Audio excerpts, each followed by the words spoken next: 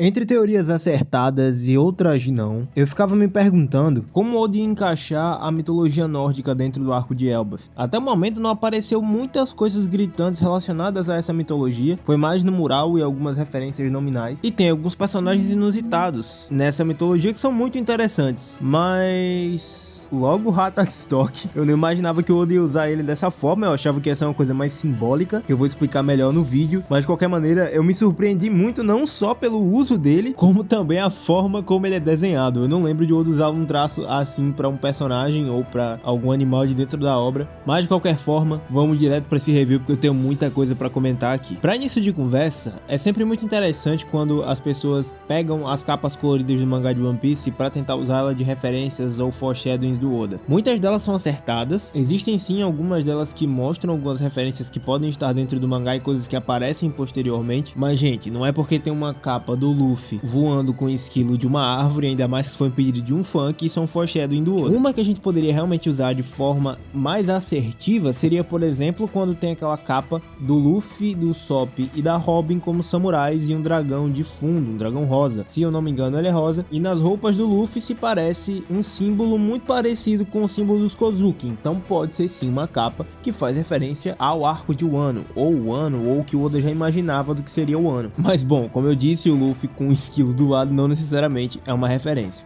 Vamos lá, sobre a fruta do Loki, o que eu imagino da fruta do Loki? Não é muito difícil imaginar que a fruta do Loki está entre dois principais monstros, que é o que todo mundo já deve ter comentado por aí. Primeiro, o grande lobo de Loki, que seria o Fenrir, e também Nidhogg, o dragão da maldição, conhecido muito na mitologia nórdica por ser o guardião das trevas e das almas, ficando no submundo entre as raízes de Yggdrasil. Se a gente pega esse desenho aqui de Yggdrasil com a ave no topo e Nidhogg ao fundo, principalmente com a participação de Ratatosk, que é o esquilo que é responsável por ligar esses dois monstros da mitologia nórdica, a gente vai ver que é muito parecido com a ideia do mural, visto a ave que está no topo da árvore de Yggdrasil e a serpente saindo do fundo do mundo, ligada às almas. A esse ponto eu acredito que essa é a parte mais assertiva. Quando aparece a silhueta no capítulo, para mim me parece muito uma silhueta próxima do que seria um dragão parecido com esse desenho aqui de Nidhogg, só que de uma forma híbrida pela silhueta que nos é apresentada. E aí é muito interessante pensar no tamanho dessa coisa, porque Harold é um gigante ancestral, o Loki também já era grande pra caramba, e agora se você pega a sombra do Harold baseada na sombra do Loki, meu Deus do céu, qual é o tamanho dessa coisa? De qualquer maneira, também pode ser que seja o desenho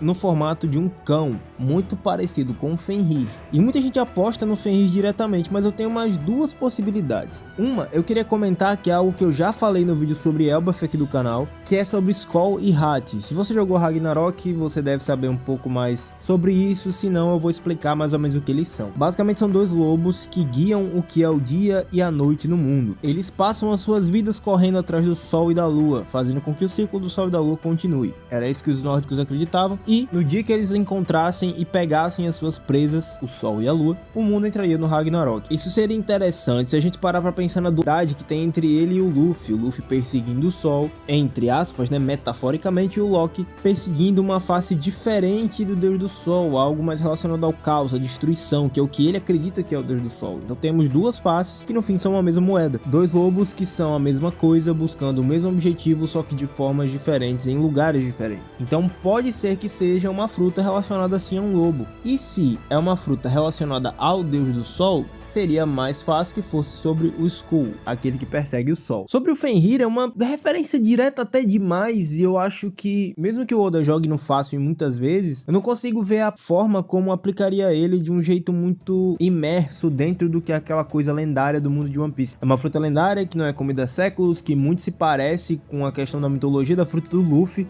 E se for só o Fenrir, que era um lobo lendário da mitologia nórdica, enfim, mas que não tinha uma função muito grande relacionada ao Ragnarok, eu não consigo ver a aplicabilidade disso dentro da história. Ou o Oda vai fazer uma grande mistura e colocar o Fenrir misturado com o Skull e com tantas outras coisas que a gente sabe que o Oda também faz às vezes, mas eu não apostaria muito nisso. Minha segunda aposta sobre a fruta do Loki é a fruta zoa lendária modelo Garm. Eu vou tentar falar de um jeito simples, mas eu não sei muito como pronunciar esse nome. O formato dele ser um cachorro e também ser algo mais magro, mais esguio, me faz pensar que é o cachorro Garm nome que é associado ao inferno, sangue e as trevas, e ele é responsável por guardar o portão do reino dos mortos. Mais uma vez, parece que o Oda poderia usar esse tipo de referência para ligar a questão dos mortos e o mundo dos mortos. O Loki é apelidado de príncipe amaldiçoado dentro do mangá, e a transformação dele manifesta uma aura bem escura e sombria, e não parece nem um pouco com um animal comum. Quando usuários de Zoan lendários ou usuários de Zoan têm sua forma despertada, pelo menos o único grande exemplo que a gente viu, que é o Rob Lucy, eles têm aquele cachecol de fumaça como o Luffy tem quando se transforma no Nika, mas não é uma fumaça branca, isso é uma fumaça preta, o que é interessante porque isso poderia revelar o lado mais obscuro do usuário da Akuma no Mi, visto que o Rob Lucy é um vilão e etc. Pode ser só uma escolha estética também, mas eu gosto de acreditar que isso tem a ver com a dualidade entre os dois personagens e suas visões de mundo. Falando um pouco sobre a cena, é interessante que quando ele se transforma ele dá logo um rugido. Isso pode ser simbólico em relação à mitologia nórdica, visto que Garmir e Fenrir são libertados com um rugido e partem para assassinar os deuses, então é uma coisa muito parecida com o que poderia ser uma referência à mitologia nórdica. E a libertação do Loki, do príncipe Loki, é o início do fim, como a gente viu no início do arco. Temos boas referências aqui em relação a isso, mas eu queria falar mais aprofundadamente sobre a questão de Nidhogg. Eu acho que é mais importante e é mais crível que seja Nidhogg por dois motivos. Existe um dragão que está no topo da árvore de Elbaf. Esse dragão parece ser muito importante, já que ele tem destaque gigantesco dentro do mural, e ele é um dos principais pontos dele. Muita gente se ligou logo na serpente, que é uma teoria muito antiga, a gente já trouxe aqui no canal há anos atrás, e muita gente já esperava que tivesse algo relacionado a uma serpente dragão ou uma serpente gigantesca dentro do mangá de One Piece, vista a Redline também. Tudo isso é muito possível, mas a gente tem que lembrar também essa grande ave ou grande dragão que tá no topo, que a gente seja um dragão porque tem chifres, no topo da árvore, que é um ponto central basicamente do mural, que conta a história do mundo. E aí o que eu acho? Por que pode ser ou a serpente ou o Nidhogg? Primeiro, por alguns formatos que aparecem no capítulo, como essas pontas que aparecem em algum ponto do corpo do Loki, deve ser suas costas, enfim, que se assemelham muito os mesmos formatos das costas da serpente, mas claro, é muito difícil de afirmar qualquer coisa, principalmente com esse tipo de imagem. E se for uma forma híbrida, os chifres também podem mostrar que seria de fato algo como o dragão que está no topo de Yggdrasil. Eu acho que a ideia não seria só as imagens que apareceram no mangá, mas eu acho que mais a simbologia por trás disso, para dentro da própria mitologia do mangá e para a mitologia nórdica. Isso porque esse dragão tem que ter uma relevância muito importante. Se ele está guardado em Elbaf há tanto tempo, a ponto de isso ser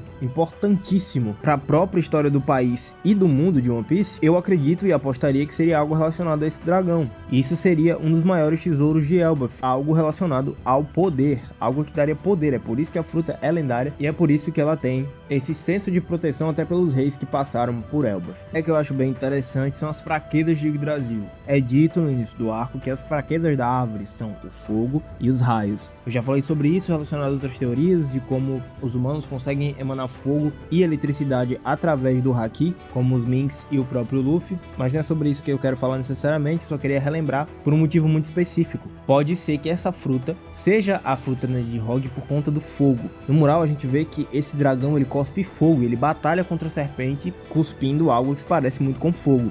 Loki, por si só, já tem os seus raios, usando o Ragni. Então seria muito interessante que o dragão cuspisse fogo, tendo ele, assim, as duas fraquezas da árvore. Pode ser já uma forma do Oda mostrar que o Loki realmente é um perigo para o que eles acreditam que é o próprio mundo, que é a Yggdrasil.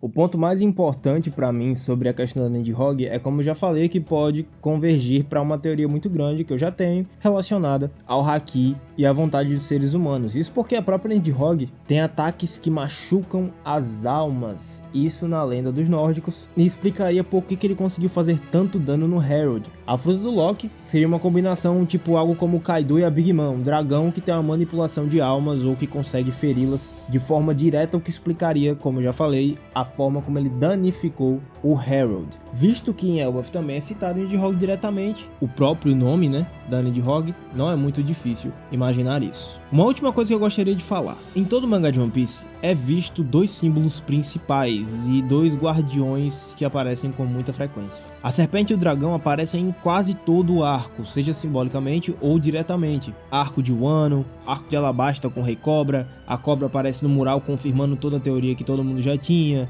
Hancock, por aí vai. Tem muitas coisas, eu não vou ficar citando tudo, senão o vídeo vai ficar enorme, vocês sabem disso. Ele é um símbolo recorrente que já aparece no mangá desde o capítulo 1, na Serpente do Mar e por aí vai. E eu falo isso porque é muito importante lembrar que a serpente, ou serpente dragão, como você preferir, ela é não só um símbolo recorrente dentro do mangá de One Piece, como associada diretamente ao Deus do Sol, o Nika, visto que no arco de Skypiea, a serpente é associada como Deus do Sol por Calgara e pelo seu povo, os Chandorianos, e existe toda uma brincadeira entre o despertar do Luffy um ano e o despertar do Luffy, entre aspas, lá em Skypiea, que é quando ele tá desacordado dentro do estômago da cobra Nola, e quando ele faz com que a cobra comece a dar risada pra ela acordar e ele ser solto de dentro dela, ela sorri com a onomatopeia Nika. Acontece que a cena é muito parecida com o despertar de Wano, já que o Luffy tava em completo silêncio, Oda usa essa mesma onomatopeia, e depois ele usa justamente o sorriso Nika quando o Luffy desperta, que é a mesma onomatopeia usada no momento em que a cobra desperta. Então é tudo muito interessante, é toda uma simbologia entre a cobra e o Deus do Sol. Então é possível sim que, se a face do Deus do Sol da destruição for relacionada à serpente, a gente tem quase aí encaminhado que a fruta do Loki poderia ser isso também. Enfim, sobre o esquilo, cara, isso foi sensacional. Não tem muito o que falar, na verdade. Esse esquilo na mitologia nórdica, ele não tem algo muito profundo. Basicamente é o seguinte: existe a árvore Yggdrasil, existe a grande ave no topo, assim como o mural, e nas raízes, no mundo dos mortos, o dragão que protege o mundo dos mortos é a Nidhogg, como eu já falei. O esquilo tem a função de ser o paralelo entre os dois e alguém que provoca os dois. O esquilo passa pelas raízes lá do fundo de Yggdrasil até o topo dela, levando insultos ou fofocas, ligando as duas feras até o dia do Ragnarok. Levando em consideração que o Ragnir é esse esquilo, a gente pode imaginar que o Loki vai ter um parentesco ou pelo menos uma relação com alguém, já que o Oda tá usando esse personagem no martelo, de forma que ele é vivo, ele tem participação ativa, então pode ser que seja essa fruta ou o martelo em si a ponte de ligação entre Loki e outro personagem, e aí a gente apostaria no Luffy. Mas bom, o Luffy já se ligou a ele sem necessariamente precisar disso, então pode ser a outra pessoa, ou talvez até mesmo a fera no topo de Yggdrasil, se existir. Se a fruta do Loki, por exemplo, for relacionada a Nidhogg, mas ainda assim Nidhogg for só um dragão e não um dragão de asas, um dragão alado como tem no topo de Yggdrasil, pode que a fera ainda exista dentro da árvore e a fruta seja capaz de ser um elo entre o Loki e essa fera. Eu sempre gosto de lembrar daquela brincadeira que a gente faz com o capítulo 0, quando o Shiki queria as armas ancestrais, mas o Shiki sempre quis feras, e ele foi atrás do Roger para conseguir essa tal arma ancestral que o Roger supostamente possuía. Acontece que não tinha como ser Poseidon, não era Shirahoshi. É muito difícil afirmar que Roger tinha qualquer envolvimento com a Pluton até aquele ponto da história. Então pode ser que Uranus, se a teoria finalmente, essa teoria é uma das mais antigas de todas, se concluir, de que a Uranus está em Elbaf e ela não é necessariamente aquilo que o Imu usou, apesar de ter muitas evidências de que parece ser. Mas enfim, se essa fera realmente existir e for o ápice do poder do país de Elbaf, é muito possível acreditar nessa teoria da fruta do Loki, envolvimento com esquilo. Esse esquilo também é bem legal porque tem uma referência interessante ao Usopp. Pode ser que seja o responsável por acabar deixando de ser a arma do Loki e virando a arma do Usopp, visto a forma como o martelo do Usopp foi aumentando de tamanho em tamanho. Isso cabe um vídeo solo, então não vou falar muito sobre isso, até porque eu tenho mais o que comentar nesse capítulo, mas seria muito legal ver o esquilo se tornando praticamente um amiguinho do Usopp e a arma se tornando dele. Seria bem legal mesmo. Enfim, sobre o restante do capítulo, a gente tem basicamente a morte do Rei Harold e é uma cena bem forte. É muito interessante como o Oda sempre, eu já falei isso aqui em vídeos recentes até, como o Oda trabalha a figura paterna dentro do mangá. Quando ela desaparece da vida do filho, parece que o filho busca um caminho por si só e acaba sendo até um oposto do próprio pai. O Loki não. Pro Loki sempre faltou o carinho e o amor do pai ali presente. Não é como se o Harold odiasse o filho ou não ligasse pro filho, ele ligava. Tanto que ele amava muito seu filho. Mas como rei, ele não estava presente o tempo todo e não era uma figura muito próxima ao filho, a ponto do Loki não ter praticamente supervisão e ter se tornado o que se tornou. O elo mais forte do Loki, claro, era com a sua mãe, no caso a sua mãe de verdade e não aquela que jogou ela da árvore, e também era o elo entre ele e o próprio pai. E aí o Oda trabalha a figura do Harold mais diretamente ligada ao filho, bem mais do que outros personagens. Então a gente tem sim essa relação, embora distante, mas bem mais próxima do que um panorama geral que a gente vê dentro do mangá de One Piece. O que leva a cena mais forte desse capítulo, claro, que é o momento em que o Loki briga com o próprio próprio pai dizendo, cara, você é um desgraçado por ter que me fazer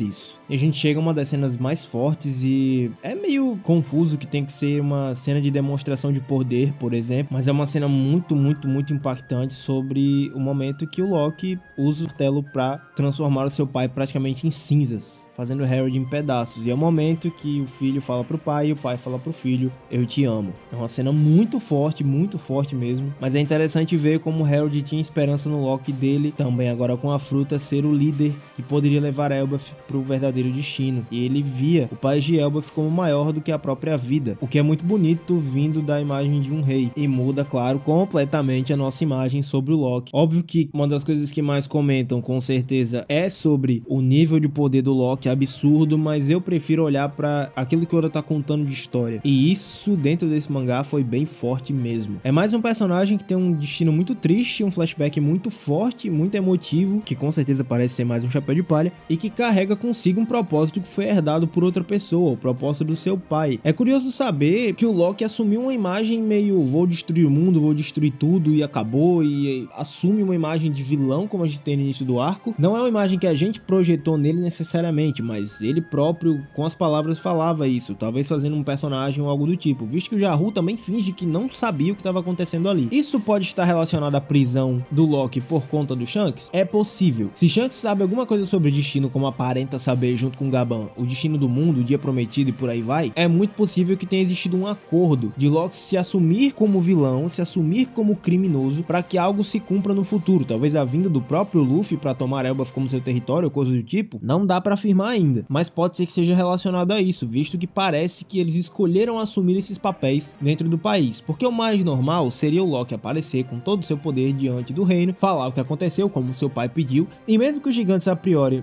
se negassem a acreditar, teria o Jarru de prova, que era um ancião e alguém a quem eles iriam confiar, mesmo que o Loki não pareça ter a palavra que ele tem. Então é possível imaginar o reino de Elbaf acreditando no Loki, mesmo que com muita dificuldade, mas da forma como os dois personagens assumiram esse papel, é aí que fica o ponto interessante a se pensar do futuro, do que vai acontecer ainda nesse reino, agora voltando pro presente, claro. Sobre a história do Shanks, é muito doido pensar que se o Shanks lutou de fato com o Loki a ponto de vencê-lo, realmente ele é uma aberração. Mais uma coisa que uma pessoa levantou nas redes sociais, e infelizmente eu não vou ter nem como citar aqui, porque eu acabei perdendo o post, então quem quer que seja que tenha escrito isso aí e ouvir, fica aí os créditos fantasma. As batalhas que o Shanks tem e que ele faz acordos, aparentemente não são batalhas muito sangrentas. Você vê que, bom, se o Zoro, por exemplo, conseguiu estender a cicatriz do Zoro, feita pelo Oden na batalha de Wano, como que o Shanks, que necessariamente não lutou até a morte com Kaido, mas teve ali um pequeno conflito, não teria feito nenhuma ferida significativa no Kaido? O mangá não dá a entender de que quando eles se encontraram antes de Marineford, eles lutaram até a morte, mas houve um certo conflito, até porque são dois Yonkou. Outras batalhas dentro do mangá também me levam a acreditar que as pessoas não saem muito feridas, visto o Mihawk, que eles lutavam de igual para igual, e você não consegue ver nenhuma cicatriz nem no Shanks nem no Mihawk sobre essas lutas. Óbvio que deve ser só prática de espada, não necessariamente foi uma luta de verdade, pelo menos não até a morte, mas os personagens que aparentemente enfrentaram o Shanks não tem muitas cicatrizes, visto que o Shanks luta com uma espada, e o Loki também não aparenta ter nenhum tipo de marca dessa, então pode ser um indício de que a luta deles não foi uma luta feroz, e que pode ter existido um acordo entre os personagens, o que é muito a cara do Shanks, visto que ele fez, ou tentou fazer com Barba Branca antes da Guerra de Marineford também. Ele parece ser esse cara que, como eu já falei aqui no canal várias vezes, é um termômetro pro mundo de One Piece e tenta segurar as rédeas até que dado momento ou um certo momento específico chegue, que parece ser a participação do Luffy nesse todo, nesse bolo todo da história. Então pode ter nascido disso o acordo e a parceria entre esses personagens e o motivo do Loki estar preso sem nenhuma cicatriz de verdade, não aparentando ter tido uma batalha muito feroz entre eles. Por fim, ficam mais perguntas do que respostas e mais mistérios ainda. O Oda, o mestre das silhuetas, não quis mostrar a fruta do Loki, o que eu acho que seria muito incrível ele mostrar agora nesse flashback, mas eu acho que ele vai guardar isso pro momento que o Loki subir e enfrentar o Imu de frente, junto com o Luffy. E no mais, é esperar o que vai acontecer nos próximos capítulos. Tem mais assuntos a comentar aqui, mas vou comentar em outras oportunidades, em outros vídeos aqui do canal. Então se inscreve para não perder esses vídeos, também deixa seu like se você gostou do vídeo, e comenta aí embaixo o que você achou das teorias, de tudo que eu comentei aqui, e o que você acha que vai ser mais assertivo pro mangá. Então é isso, galera, valeu e até a próxima. Tchau!